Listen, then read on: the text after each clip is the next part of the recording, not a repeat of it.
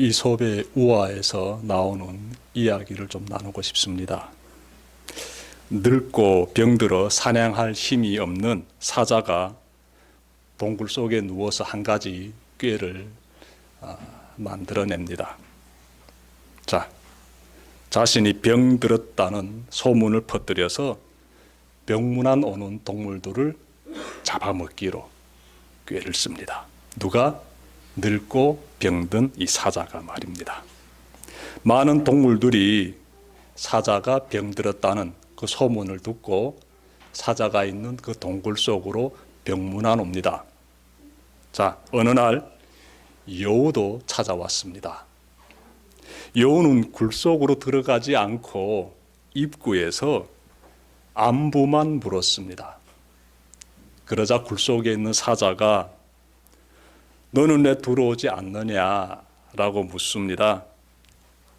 여우가 대답합니다.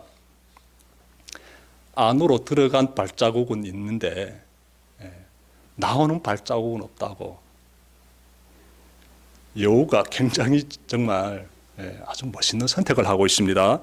섣불리 행동하지 않고 상황을 잘 살펴보고 그 가운데서 살 수 있는 길을 발견했어요. 위험에서 벗어나게 되지요. 많은 동물들이 사자가 있는 그 동굴 안으로 들어가는 발자국들은 다 있는데 나오는 발자국이 없는 것을 여우가 입구에서 발견한 것이지요. 그래서 들어가지 않은 것입니다. 들어갔으면 필경 사자의 먹이가 되었지요. 여우처럼 상황을 잘 살피고 그리고 나서 올바른 선택을 하는 그런 사람을 가리켜서 우리는 지혜로운 사람이다 라고 합니다. 지혜로운 사람. 반면에 자세히 살피지 않고 성급한 그런 선택을 하는 그런 사람들을 가리켜서 어리석은 사람이라고 하지요. 지혜로운 사람과 어리석은 사람의 차이는 어디에 있습니까? 그러므로 분별력에 있습니다. 분별력에. 올바른 분별력을 가진 사람은 지혜로운 사람이요. 그렇지 못한 사람은 어리석은 사람입니다. 그런데 갈라디아서 3장 1절 앞부분 보시면 바울이 수신자들에게 어리석은 갈라디아 사람들이여 이렇게 말하고 있습니다. 다시 말해서 질책하고 있어요. 편지를 받아본 갈라디아 교인들의 표정이 그려집니다. 자신들을 향해 어리석은 갈라디아 사람들이여 라고 말하고 있으니 그들의 표정이 얼마나 어둡고 굳어졌겠습니까?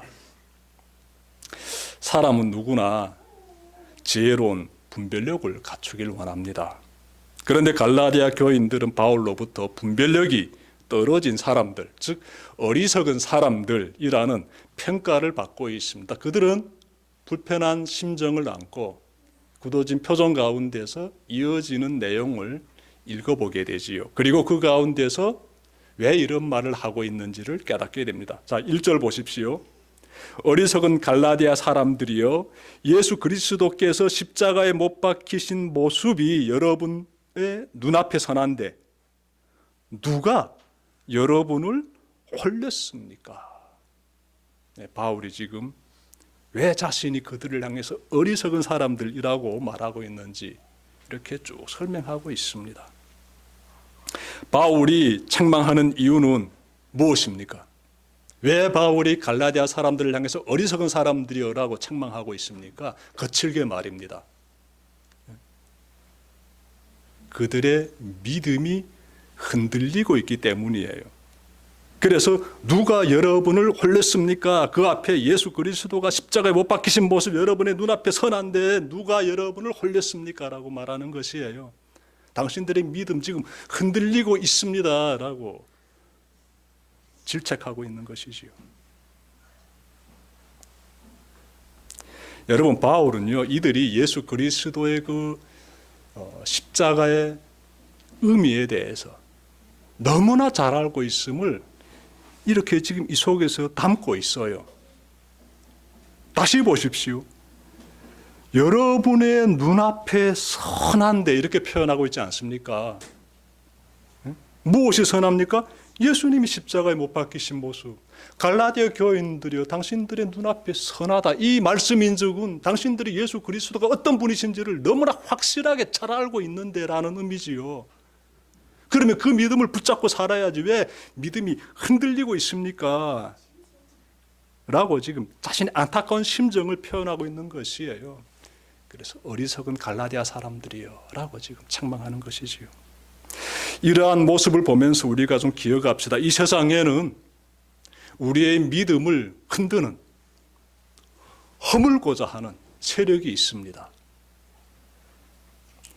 여러분, 우리의 믿음을 흔드는 세력이라면 어느 존재부터 떠올리게 됩니까? 그렇죠?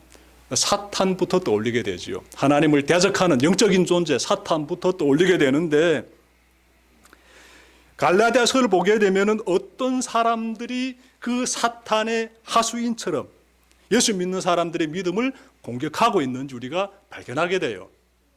그 사람들이 누군가 하면 다름 아닌 율법주의자들이다라는 것입니다. 제가 율법주의자들에 대해서 기회 될 때마다 계속 말씀해 드리고 싶습니다. 여러분, 이 사람들이요 사탄의 하수인이 되어가지고 교회 안에서 예수 믿고 있는 사람들의 그 믿음을 허물기 위해서 책동하고 있다. 이 사실을 먼저 좀 살펴봤으면 좋겠어요. 여러분, 이 교회 안에 다 예수 믿는 사람들로 꽉 찼으면 좋겠는데 우리가 깨어 있어야 돼요. 우리의 바람은 모두가 다 진심으로 예수 믿는 사람들이었으면 너무나 좋겠는데 그렇지 않다는 거예요. 여러분, 교회 안에 겉모습은 경건한 그리스도인인데 속은 이리와 같은 사람들이 있습니다. 참으로 예수 믿는 사람들의 그 좋은 믿음을 공격하고자 하는 이리와 같은 자들이 있어요. 마태복음 7장 15절에서 예수님은요, 양의 옷을 입고 다가오는 거짓 선지자들을 조심해라. 그들의 속에는 이리가 들어가 있다라고 말씀해 주셨지요. 이러한 상황 갈라디아 교회에서도 발견되고 있는 것입니다. 갈라디아 교회 겉보기에는 진짜 예수님을 잘 믿는 훌륭한 사람들이에요. 하나님의 말씀대로 살아가는 굉장히 경건하고 거룩해 보이는 사람들이에요. 그들은 유대인들이고 예수님의 십자가와 부활의 복음을 믿고 있는 그리스도인들입니다. 갈라디아 교회 안에서 멤버가 되어가지고 공동체를 이루고 있어요. 겉보기는 얼마나 멋있습니까? 네? 그런데 이들이 교회 안에서 굉장히 악한 짓을 저지르고 있다는 것입니다. 이방인 그리스도인들이 이 사람들의 영향을 받고 있다라는 사실이에요. 그래서 예수 그리스도가 나의 구주가 되신다는 이 확실한 믿음이 어떻게 흔들리고 있다는 것입니다. 좀 더 설명해 드릴까요? 이 유대인 그리스도인들이 이방인 그리스도인들에게 할례를 행해라, 정결의식을 행해라 라면서 안 해도 되는 규칙들을 지금 요구하고 있다는 사실이에요. 이것은 복음을 왜곡시키는 행위가 됩니다. 여러분, 갈라디아서 1장 6절부터 7절 말씀 제가 찾아 읽겠습니다. 여러분을 그리스도의 은혜 안으로 불러주신 분에게서 여러분이 그렇게도 빨리 떠나 다른 복음으로 넘어가는 데는 나는 놀라지 않을 수 없습니다. 실제로 다른 복음이 있는 것은 아닙니다. 다만 몇몇 사람이 여러분을 교란시켜서 그리스도의 복음을 왜곡시키려고 하는 것뿐입니다. 이 교회 안에서 지금 일어나고 있는 일들에 대해서 바울이 지금 직시하고 있습니다. 문제점을 드러내고 있습니다. 잘못된 복음을 지금 전하고 있다, 그들이. 그러니 각성해야 한다는 것이지요. 겉보기엔 예수 믿는 사람들 같지만 그들은 유대 율법주의자들이요, 다른 복음을 전하고 있다라고 지적하고 있습니다. 참으로 겉보기에는 십자가의 복음을 믿는 것 같지만 그 내면에는 그 복음이 없는 거예요. 심각한 문제가 있습니다. 심각한 문제. 이들을 보게 되면은 어떤 생각을 가지게 되는가 하면, 잘 들어보십시오. 아니, 예수를 믿게 되면 구원받는다고 했는데 교회 안에 들어와서 경건한 모습으로 신앙생활을 하고 있는 이 사람들의 말을 들어보니까 그것으로는 뭔가 부족해요. 그래서 할례도 행하고 정결의식도 행함으로써 나의 그 어떤 노력이 첨부될 때 비로소 나의 구원이 이루어진다 라는 생각을 가지게 된다는데요. 매우 위험한 생각이에요. 매우 위험한 생각. 구원은 예수 그리스도께서 십자가에서 완벽하게 이루어주셨습니다. 완벽하게. 그 사실을 믿으면 구원 받는 거예요. 거기에 우리의 노력이 첨부되어야만이 비로소 완성된다. 이것이 복음을 왜곡시키는 악행이 되는 것이에요. 이런 행위를 하는 자들이 교회 안에 있다는 것이지요. 교회 안에서. 이들은 복음의 자유를 공격하여서 율법의 노예로 만들고 있습니다. 여러분, 복음은 우리에게 자유를 주죠. 죄로부터의 자유, 구원받은 자의 만끽하는 자유, 하나님 안에서 평안에 넘치는 그 자유를 누리게 되는데 이들의 말을 따라가게 되면은요, 그 자유를 잃어버리게 된다는 것이에요. 율법의 노예가 되어버리지요. 우리가 예수님을 믿고 죄로부터 자유함을 얻게 된 것은 전적으로 어느 분 공로입니까? 예수님 공로예요. 예수님 공로로 우리가 구원받았다. 이 말씀을 다시 표현한다라게 되면은 예수님이 우리 죄를 완벽하게 구원해 주셨다는 것은 나는 전적으로 타락한 죄인이었습니다라는 것을 전제로 하고 있어요. 내 안에서는 구원받을 만한 그러한 모습들이 티끌만큼도 보이지 않습니다. 라는 것을 전제로 하고 있어요. 예수님이 나의 모든 죄를 완전히 다 구원해 주신 그분이 유일한 구원자가 되십니다라는 것은 바로 나는 전적으로 타락한 존재입니다를 전제로 하고 있어요. 그래서 이 구약 성경 보게 된 다윗이요, 인간의 죄성을 깨닫고 이렇게 말했습니다. 시편 51편 5절에서 내가 죄악 중에서 출생하였으며 어머니가 죄 중에서 나를 잉태하였나이다. 14편 2절부터 3절에서는 여호와께서 하늘에서 인생을 굽어 살피사 지각이 있어 하나님을 찾는 자가 있는가 보려 하신즉 다 치우쳐 함께 더러운 자가 되고 선을 행하는 자가 없으니 하나도 없도다. 굉장히 자기 성찰을 잘했지요. 인간의 죄성에 대해서 탁 발견하고 이렇게 고백하고 있는데 나와 닿지 않습니까? 우리 내면에 우러운 모습이 보입니까? 죄성이 보입니까? 죄성이 우리를 하여금 진짜 자꾸 넘어지게 만들고 있지 않습니까? 죄성이. 이 죄성을 발견해야 돼요. 그래서 바울도 이렇게 말했습니다. 로마서 3장 10절에서 의인은 엄난이 하나도 없다라고 말했어요. 물론 성경 보게 되면 제가 지난번에도 말씀드렸지만 하나님께서 우럽게 여겨주시는 사람들, 노아라든지 아브라함처럼 하나님께서 우럽게 여겨주신 사람들이 나옵니다. 하지만 그들도 죄성은 다 가지고 있어요. 그들도 다 죄성은 가지고 있어요. 이걸 좀 기억했으면 좋겠습니다. 하나님은 죄성을 지닌 인간임에도 불구하고 아브라함처럼 하나님의 말씀을 믿고 순종하면 그 사람을 의롭게 여겨주십니다.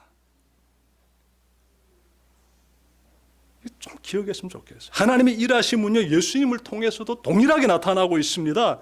하나님은 우리가 예수님을 믿을 때 그 믿는 그 모습을 의롭게 여겨주세요. 그 믿는 그 모습. 그래서 우리가 예수님을 믿음으로써 그래서 구원받는 거예요. 나에게 대단한 그 어떤 괜찮은 모습이 있어가지고 구원받는 것이 아니라 믿기 때문에, 그 말씀을 믿기 때문에, 그 믿음 그 하나를 딱 보시고 이 의롭게 여겨주시는 그분이 우리가 믿는 하나님이세요. 그래서 그 믿는 사람들은 그 믿음 하나 가지고 나를 이렇게 구원해 주시니 감사해가지고 그래서 행동하게 되는데 어떤 행동합니까?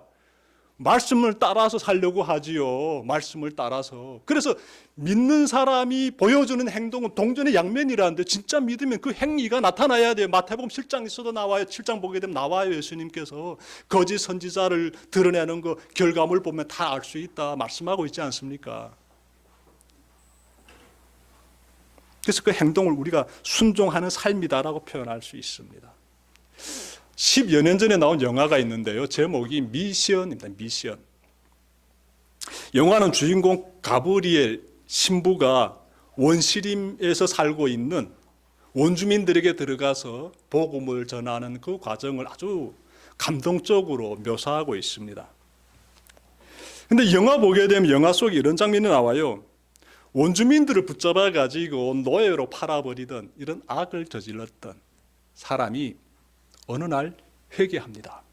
자, 그 사람이 자신이 그동안 지었던 그 죄에 대해서 반성하고자 하는 그런 마음을 품고 폭포가 쏟아지는 그 절벽 위로 오르기 시작하는데 빈몸으로 오르는 것이 아니라 노예를 붙잡을 때 사용했던 칼이라든지 무기를 비롯한 이런 장신구들 있지 않습니까? 그것을 메고 그 절벽 위로 오르기 시작합니다. 정말 생명이 위태로워 보입니다. 자칫 잘못하게 되면 추락하게 되면 그냥 죽을 수밖에 없는 그런 절벽으로 올라가는 장면이 나와요. 어떤 생각이 듭니까?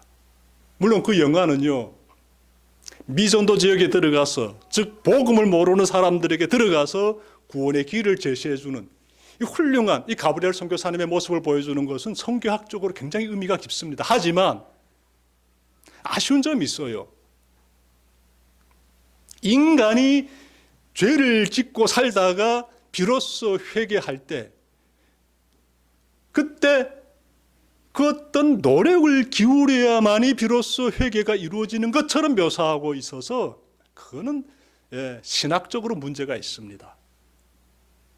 우리가 회개할 때 하나님께서 우리를 받아주시는 것, 주님께로 돌아올 때 우리 믿음을 가지고 주님을 의지할 때 우리를 구원해 주시는 것, 전적인 하나님의 은혜예요.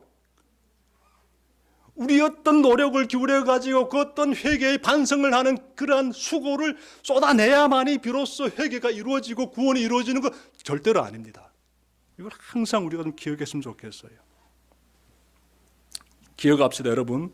예수님이 십자가에서 이루어주신 구원의 그 어떤 부족함이 있어서 우리의 노력으로 그 부족한 점을 채웠을 때 비로소 구원이 이루어지는 것은 절대로 아닙니다. 예수님은 십자가에서 우리의 죄를 완전히 이루셨습니다. 완전히. 이걸 가리켜서 불변의 진리다라고 해요. 변하지 않아요. 세월이 흘러도 변하지 않아요. 우리는 이 사실을 믿고 있습니다. 꼭 명심합시다. 자, 그러면요. 우리의 믿음을 허물려는 세력이 우리의 주의를 어떻게 지금 이 순간도 배회하고 있을까요? 그때 갈라디아 교회를 향해서 율법주의자들이 그렇게 배회하면서 믿음을 공격했다면 지금 이 시대를 살아가고 있는 우리 주의를 어떤 세력이 우리 믿음을 넘어뜨리기 위해서 어떻게 배회하고 있을까요? 여러분, 제가 저 신학대학 다닐 때 그때 막 이렇게 조직 신학을 공부하다가 신학의 세계에서 이런저런 주장을 하는 사람들의 그러한 이론들을 공부했습니다. 어떤 게 있는가 하면 산으로 쫙 올라가서 이렇게 등산하는 사람들 산으로 오르지 않습니까? 목적지 어디입니까? 정상이지요. 정상까지 올라가는 길은 하나만 있는 것이 아니야. 여러 개의 길이 있다. 구원에 이르는 길도 하나만 있는 거 아니야. 여러 개의 길이 있다라고 말하는 이런 사상가들의 이론도 제가 찾아본 적이 있습니다. 그 사람들 책도 제가 봤댔어요. 과연 그럴까요, 여러분들? 그런 주장들이야말로 우리 믿음을 공격하는 이 세상의 그 어떤 세력 중에 하나가 됩니다. 불교를 믿어도 구원에 이른다. 이슬람을 믿어도 구원에 이른다. 예. 그리고 여러분들이 생각하는 거, 야, 종교 믿지 않아도 돼. 그냥 마음의 양심에 선하게 그냥 살게 되면 다 천국에 들어가. 라고 주장하는 목소리들. 야, 그래도 좀 죄 많이 지었지. 근데 교회에다가 그냥 흠뻑 돈을 많이 기부해. 그러면 내가 천국에 들어가라고 말하는 소리들 굉장히 많지요. 그 외에도 여러 가지 굉장한 세상에서 울려나는 소리들이 있습니다. 예. 특별한 어느 신의 계시를 받은 저 특별한 인간, 저 교주를 믿고 따르게 되면은 그러면 내가 천국에 들어갈 수 있다. 다른 사람들은 다 못 들어가. 이런 사이비 교주들 주변에 또 있지 않습니까? 다 우리 믿음을 흔들고 있는 세력들이에요. 다 우리 믿음을 흔들고 있는 세력들. 깨어 있어야 되죠, 우리는. 이런 걸 보면서 깨어 있어야 되죠. 여러분, 제가 거듭해서 말씀드립니다. 여러분이 영원한 생명을 얻는 길은 오직 예수 그리스도를 믿으면 충분합니다. 충분해요. 다음으로 우리가 좀 찾아볼 점이 있습니다. 예수 믿는 사람들과 함께 하시는 분이 있습니다. 오늘 본문에서 나와요. 예수 믿으면 구원받는다 확실하지요. 그런데 그 예수 믿는 사람들과 함께 하시는 영적인 존재가 계십니다. 대단한 분이 계십니다. 그분이 누굽니까? 오늘 본문에서 나와요. 예수 믿는 사람들이요, 대단한 사람들이지요. 그러므로 그분이 누군가 봤더니 성령님이세요. 성령님은 조건이 있어요. 예수 믿는 사람과 함께 하십니다. 예수 믿는 사람과 성령님이 함께 하셔요. 제가 말씀 좀 찾아 읽겠습니다. 2절부터 5절 보십시오.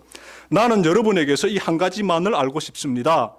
여러분은 율법을 행하는 행위로 성령을 받았습니까? 그렇지 않으면 믿음의 소식을 들어서 성령을 받았습니까? 여러분은 그렇게도 어리석습니까? 성령으로 시작하였다가 이제 와서는 육체로 끝마치려고 합니까? 여러분의 그 많은 체험은 다 허사가 되었다는 말입니까? 참말로 허사였습니까? 하나님께서 여러분에게 성령을 주시고 여러분 가운데서 기적을 행하시는 것은 여러분이 율법을 행하기 때문입니까? 아니면 믿음의 소식을 듣기 때문입니까? 그렇지 않으면 여러분이 복음을 듣고 믿어서 그렇게 하신 것입니까? 바울이 질문 형식으로 계속 지금 말씀하고 있지 않습니까? 질문 형식으로. 이 화법이에요. 정답을 지금 어떻게 지금 그들에게 제시해 주고 있습니까? 예수 믿는 사람에게 성령님이 임하지 않았느냐? 이 사실 너희들 너무나 잘 알고 있지 않느냐? 찬찬히 보십시오. 많은 체험을 했다라고 해요. 이 갈라디아 교회 안에 있는 이 성도들이요, 성령의 임재를 충분히 경험했어요. 성령님의 임재를, 하나님의 함께 하심을 충분히 경험했어요. 그래서 이렇게 말하고 있는 것입니다. 그 행하시는 능력, 여러분들이 이미 경험했다, 충분히 많이 체험했다, 이렇게 지금 말씀하고 있습니다. 그러면서 성령님이 임하신 것이 여러분들이 행위 때문입니까? 여러분들이 믿음 때문입니까? 답변해라. 명확하지요. 그거는 믿음 때문이지요. 예수 믿는 사람에게 성령이 임하지 않습니까? 그 사람들 깊이 체험하지 않았습니까? 이 사람들은 목격자들이에요. 체험자들이고 한두 번도 아니고 거듭해서 경험한 사람들, 잘 알고 있는 사람들이죠. 성령님은 예수 믿는 사람들에게 임한다, 알아도 너무나 잘 알고 있는 사람들이지요. 여러분, 성령님이 임하시는 통로는요, 오직 하나, 믿음이에요. 믿음. 이 믿음을 통해서 성령님이 우리 가운데 임하십니다. 잘 기억했으면 좋겠어요. 우리가 예수님 믿을 때 그 믿음의 통로로 성령님이 우리 각 사람에게 찾아오신다는 사실 기억하시고요. 난 아직까지 성령님의 임재를 경험하지 못했는데요, 뭐 이런 생각 가질 수 있겠는데, 원인이 어디에 있습니까? 두 가지입니다. 둘 중에 하나입니다. 난 아직까지 성령님의 임재를 경험하지 못했어요. 그 둘 중에 하나입니다. 하나는 아직까지 예수 믿으면 성령님의 임재를 경험한다는 이 귀한 소식을 듣지 못했다든지, 하나는 그 소식을 들었음에도 불구하고 복음을 믿지 않는다든지, 둘 중에 하나라고요. 하나님 탓이 아니라고, 바로 당신 탓이지요. 그래서 아직까지 복음을 듣지 못했다면 이 시간 들으면 되는 거예요. 듣고 성령님이 내 안에 역사하심을 기대하면 되는 것이지요. 그러면 임합니다. 성령님이 임하세요. 여러분, 예수 믿는 사람들이 그 성령님 안에서 우리가 취하게 되는 공통된 행동 하나 있습니다. 어떤 행동 취하는가 하면, 이제 예수 믿고 성령님이 나와 함께 하심을 경험하게 되면 그때부터 그분께 나를 맡겨드립니다. 맡겨요. 병원 가게 되면 의사에게 여러분 자신을 맡기지 않습니까? 의사가 손에 칼 쥐고 있어요. 내 배를 째기겠다고. 왜? 그 수술해야 되니까. 순간 실수하게 되면 내가 죽을 수도 있어요. 그런데 의사에게 내 몸을 맡겨요. 의사가 약을 떼줍니다. 그 약이 어떤 성분으로 구성되어 있는지 전혀 모르지만 그 세타인 알약 주게 되면 꿀떡 삼켜버려요. 왜 그럽니까? 믿으니까. 내 병된 부분들을 의사가 고쳐줄 것이다라는 믿음이 있기 때문에 몸을 맡기는 거예요. 주는 약을 먹는 겁니다. 예수 믿고 성령 가운데 거하는 사람들은 자신을 완전히 하나님께 맡긴다는데요. 맡기지 않으면 그 사람의 믿음은 어떤 믿음이다? 그거는 진짜 믿음이 아니에요. 그건 믿는 사람이 아니에요.